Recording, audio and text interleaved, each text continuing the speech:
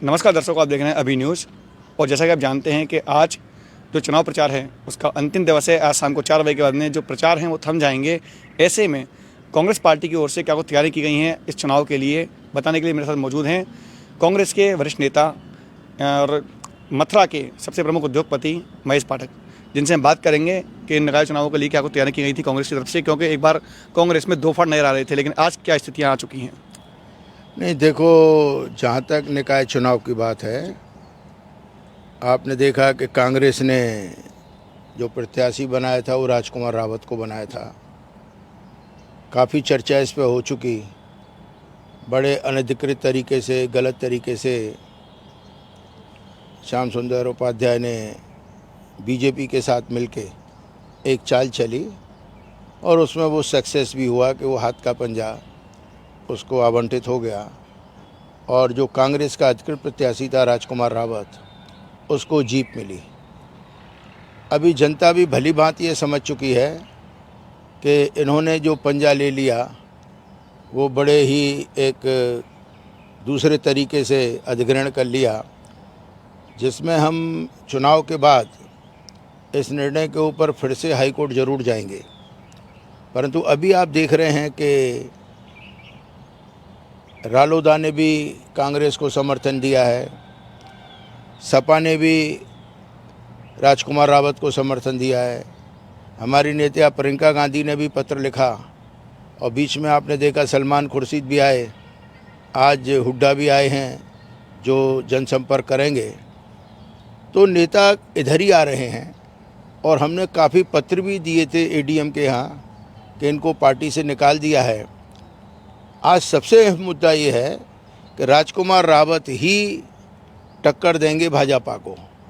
बात की जाए कि आप कह रहे हैं कि अनाधिकृत रूप से वो कर रहे हैं, लेकिन आज भी उनके जो प्रचार वाहन हैं उसमें अभी भी वे अपने आप को अधिकृत बताते हैं। साथ में उन्होंने जो तमाम राजनीतिक लोग हैं आपकी पार्टी के, उनके फ़ोटो लगा रखे हैं, जबकि बताया जा रहा है कि उनकी फ़ोटो का प्रयोग नहीं करना चाहिए, उनको क्यों पार्टी से निष्कासित हैं। ऐसे में उनका इस प्रचार करना कहाँ तक उचित मानते हैं? इसके खिलाफ क्या कार्रवाई की गई आपकी तरफ से? देखिए, ये तो आपको भी मालूम है इल्लीगल है। तो जब हम हाई कोर्ट भी गए थे तो हाई कोर्ट जब चुनाव प्रक्रिया शुरू हो जाती है तो उनमें हस्तक्षेप नहीं करता। तो हाई कोर्ट ने यही ऑर्डर दिया नीचे भी कि जो आपने 18/4 को ऑर्डर दिया उसको साइड में रख के आप इसको सुने। परंतु क्योंकि ये सुनियोजित चाल थी उसको रखा गया। अगर हाई कोर्ट ये डिसीजन को सही मानता तो वो ये कहता नहीं 18/4 के ऑर्डर को साइड में कर दो। अब इस समय इन फ़ोटो को भी हटाना या इस पर कार्रवाई भी करना ये चुनाव आयोग ही करेगा। तो हम लोगों ने ये सोचा कि अपना समय इसमें बर्बाद न करके, क्योंकि उसको तो ये मालूम है मैं इस पार्टी से निकल चुका, अब दोबारा कभी आने का मौका नहीं मिलेगा। तो वो और जो जितनी गंदगी कर सकता है, मैं वो शब्द यूज़ नहीं करना चाहता कि कोई आदमी जब नंगा हो जाए, कायदा तो ये होता कि उसने जो गलती की अपने को विड्रॉ करता और पार्टी में बना रहता। अभी भी जवान है, कभी न कभी उसको मौका भी मिलता तो उसका फ्यूचर ब्राइट रहता। अब उसने ये गतिविधि करके क्या किया कि कांग्रेस में परमानेंट अपने रास्तों को बंद कर लिया। लेकिन वो आज भी कहते हैं कि मैं कांग्रेस का हिस्सा हूँ, मैं कांग्रेस मेरे नस नस में है, कांग्रेस मेरी रग रग में है। एक बात बताइए, आप ये भी कहें कि मेरे नस नस में ये है, मेरे नस नस में ये है, परंतु आप आतंकवादी बातें करें तो क्या आप निश्लिष्ट हो जाएंगे? अगर आपके नस नस में कांग्रेस है तो कोई ऐसे विभीषण का काम करेगा? भाई, आपने टिकट मांगी, आपका राइट था, आपने अपनी बात रखी, वो आपका राइट है, आपने पार्टी में अपनी जो बातें की वो आपके सब हक है। परंतु जब पार्टी ने आपको टिकट नहीं दी तो ये गलत तरीके से किसी सिंबल को हासिल करना, पार्टी को असमंजस की परिस्थिति में डालना, उसके बाद सब लीडर आपसे कहें उनकी बात नहीं मानना और दूसरों के हाथ में खेलना, ये कहाँ की कांग्रेस में नस नस में है? अगर कांग्रेस नस नस में होती तो वो यहाँ खड़ा होता जो पार्टी का डिसीजन है। वो तो पार्टी के साथ है नहीं जी। यहाँ पर हमारे राष्ट्रीय सचिव भी तौकीर आलम भी बैठे हुए हैं, वो रोज़ की रिपोर्ट भेज रहे हैं कि इनके क्या कारनामे हैं और इनकी वजह से आप देखो 14 आदमी पार्टी से निकल गए। बिल्कुल, उनकी क्या गलती है? वो भी तो कांग्रेसी हैं, परंतु वो इसलिए निकले कि इसके षड्यंत्र का हिस्सा बन रहे हैं। उनको भी कम से कम पार्टी के साथ खड़ा होना चाहिए। बात की है षड्यंत्र के हिस्सों की, तो जिस वक्त षड्यंत्र रचे जा रहे हैं अपनी ही पार्टी के खिलाफ आपके ही अनुसार, तो ऐसे में क्या स्थितियां बनती हैं कैसे टक्कर दे पाएंगे? नहीं, नहीं, विपक्ष अभी को? परिस्थिति की बात नहीं। देखो ऐसा है कि जैसा मैंने तुमसे कहा कि जब दो ग्रुपों में टक्कर होती है तो तीसरा सिर्फ वोट कटुआ होता है या नुकसान कर सकता है, बाकी कहीं पहुंचने वाला नहीं है। आज की जो परिस्थिति सामने है वो बड़ी क्लियर है कि राजकुमार रावत कांग्रेस का अधिकृत प्रत्याशी, गठबंधन प्रत्याशी है, उसको लोकदल और सपा का समर्थन है। और दूसरी बात आपको और भी बताऊं, जब दो में टक्कर होती है तो तीसरा सिर्फ वोट कटुआ के अलावा और कुछ नहीं होता। तो मैं तो उनको अभी भी सलाह दूंगा। दूसरी बात, जब हमने राजकुमार रावत को प्रत्याशी बनाया तो उसके पीछे हमारी एक लॉजिक थी। ये कभी चुनाव लड़े तो वो नगर पालिका थी, न तो उसमें वृंदावन था। अब ये नगर निगम हुआ तो कम से कम 3.5 लाख वोट गोवर्धन और बलदेव विधानसभा क्षेत्र का इसमें जुड़ा। आपने देखा वहाँ पर हमारे विधानसभा में भी 2 प्रत्याशी लड़े, दोनों जगह उनको बड़े कम वोट मिले। मैं भी लोकसभा लड़ा, मुझे भी बहुत कम मिले। तो हमने कहा हमको ऐसा प्रत्याशी चाहिए जो वहाँ से हमको वोट दे सके। बिल्कुल। राजकुमार शुरू से जैनी से तो कांग्रेस ही है, यूथ कांग्रेस में रहा, हमारे NSUI में रहा। तो हमने देखा ये दोनों जगह से विधायक है, शहर में कांग्रेस मजबूत है, ये हम कॉम्बिनेशन बनाएंगे तो हम भाजपा को हराएंगे। ये कॉम्बिनेशन लेके हम चले।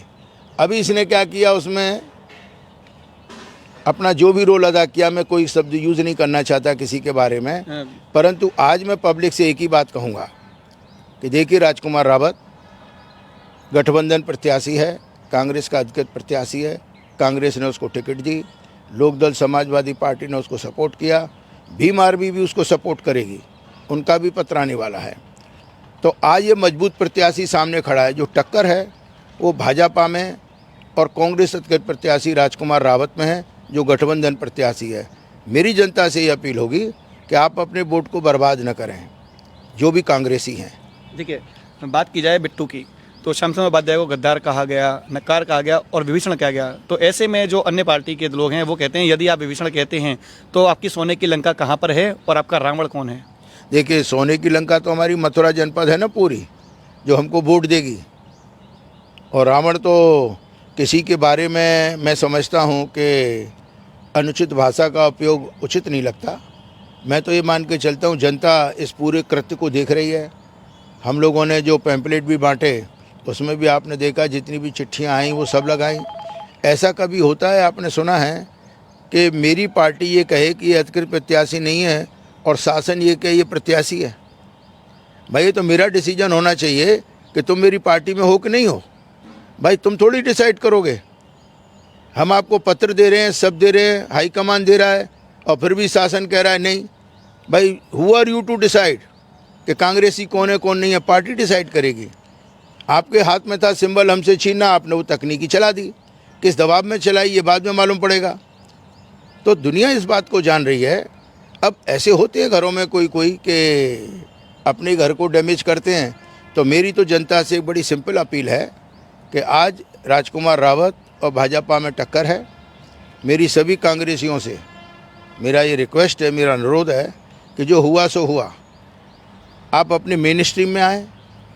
अपने कांग्रेस के अधिकृत प्रत्याशी प्रियंका गांधी के हाथ मजबूत करने के लिए, क्योंकि उन्होंने उसको टिकट दी है, तो राजकुमार रावत को वोट दें और कांग्रेस के अधिकृत प्रत्याशी को विजयी बनाएं।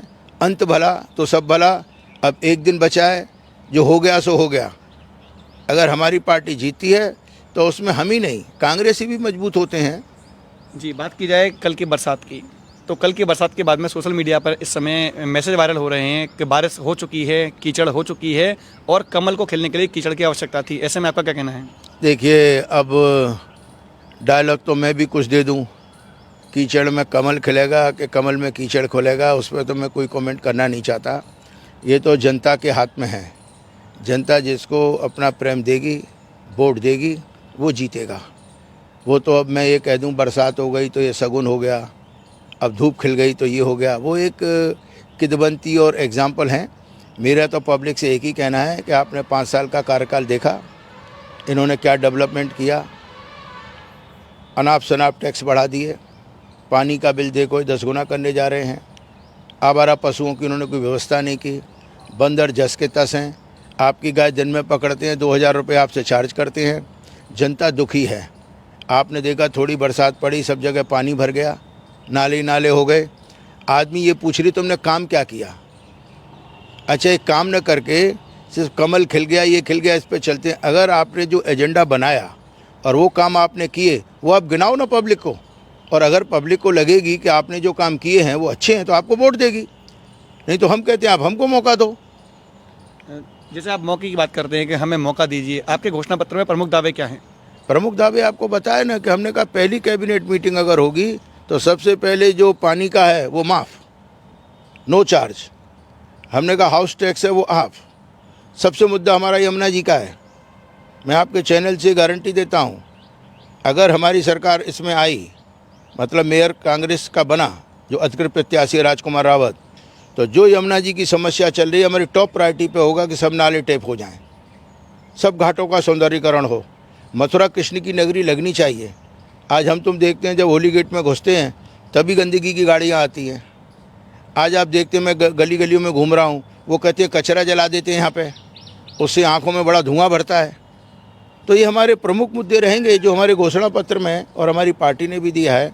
दूसरा, मैं अपने बांधवों से भी कहना चाहूँगा कि जो भी दोनों तीनों वार्ड हमारे जहाँ के विश्राम घाट के आसपास हैं, उनको अगर सशक्त प्रत्याशी मिलते हैं, चाहे वो संतोष पाठक है, ऋतु रितेश पाठक है या संजीव चतुर्वेदी है, ये अगर मिलके तीनों काम करेंगे, आपको क्या है, ये नगर निगम का चुनाव बड़ा लोकल चुनाव होता है। इसमें ये नहीं कमल कहाँ खिलेगा और पाकिस्तान कहाँ गया और जापान कहाँ से आया। यहाँ 1 to 1 जो आदमियों की समस्या होती है उसका निदान होता है।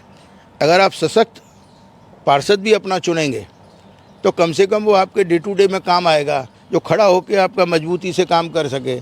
ऐसे प्रत्याशी को आप न चुनें जो सुन के भाग जाए प्रॉब्लम को। मैंने अपने लोगों से भी कहा, मैंने कहा हमारा कोरोना काल आया, कभी आपके बीच में कोई आया? वोट मांगने सांसद आती है, परंतु उस समय तो कोई आया नहीं। जब आपको भूख लग रही थी, क्या उन्होंने कुछ आपको बंटवाया? क्या पुरोहितों को कोई 10,000 रुपये मिले? जब मैंने चिट्ठी लिखी तो उन्होंने ये कह दिया कि साहब हम तो उसको देंगे जिसके पास मकान नहीं है। तो क्या हमारे बांधव कंगाल हैं क्या? मकान तो सब पे ही है, परंतु बहाना क्या था, कुछ दिया नहीं। अगर उन्होंने कोई काम ऐसा भी कर दिया हो, मैं तो अपने बांधवों से कहता हूँ एक गिना दो कि आपका कोई काम किया हो। जब आपको तकलीफ आती है तो अब हमारी तरफ भागते हैं, तब भाई उधर ही जाओ। जब मैंने किसी से कहा भाई जिसको तुम वोट देते हो उसके पास जाओ, तो फिर दांत निकाल देते हैं। अरे बोलते भाई साहब अब हम कहाँ जाएंगे, आप ही करो। तो जब ये तुम ध्यान रखते हो तो तुमको अपने व्यक्ति को मजबूत करना चाहिए, अपने ऐसे सशक्त आदमियों को लाना चाहिए जो खड़ा होकर आपका काम करा सके।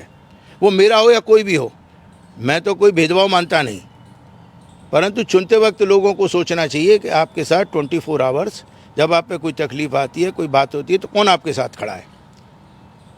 बात की जाए यमुना के मुद्दों की, जब भी चुनाव आते हैं सबसे प्रमुख मुद्दा माँ यमुना का होता है। और एक बार फिर से वही चुनावी मुद्दा है कि जैसे ही कोई मेयर बनेगा, प्रत्येक पार्टी के जो प्रत्याशी हैं उनका कहना यही है कि जैसे ही मैं प्रत्याशी पार्षद या मतलब मेयर बना, मैं सबसे पहले आकर माँ यमुना का उद्धार करूँगा। देखिए हम में उनमें एक फ़र्क है।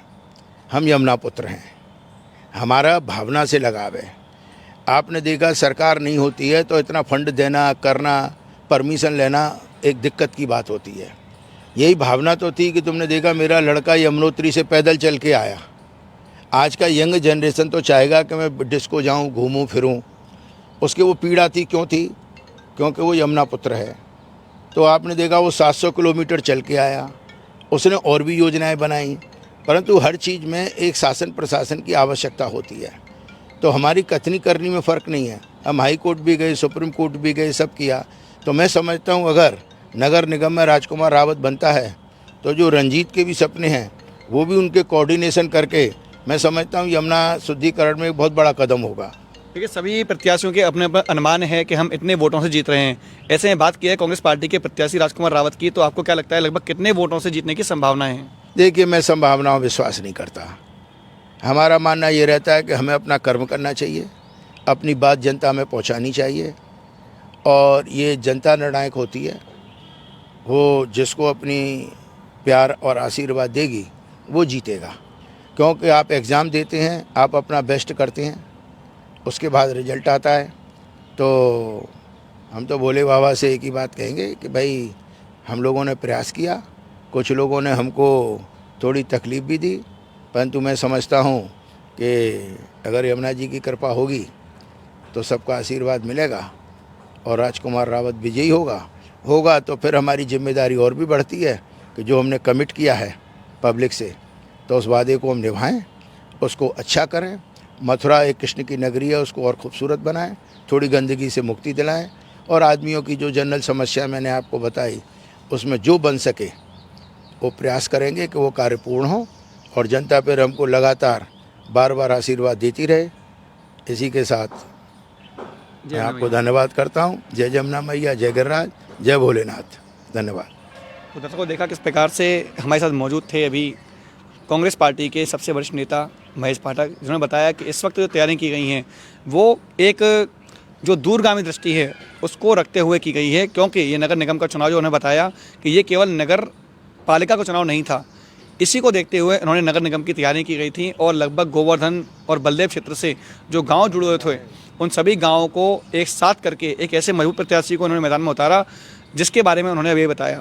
अब देखना होगा कि जब 4 तारीख को जनता मतदान करने के लिए जाएगी तो उसके दिमाग में कौन सा प्रत्याशी खरा उतरता है और किस प्रत्याशी को जनता वोट करती है, इसका फैसला आगामी 14 मई को आ जाएगा। फिलहाल के लिए इतना ही। मैं अपने सहयोगी पवन आनंद के साथ गोपाल चतुर्वेदी, अभी न्यूज़।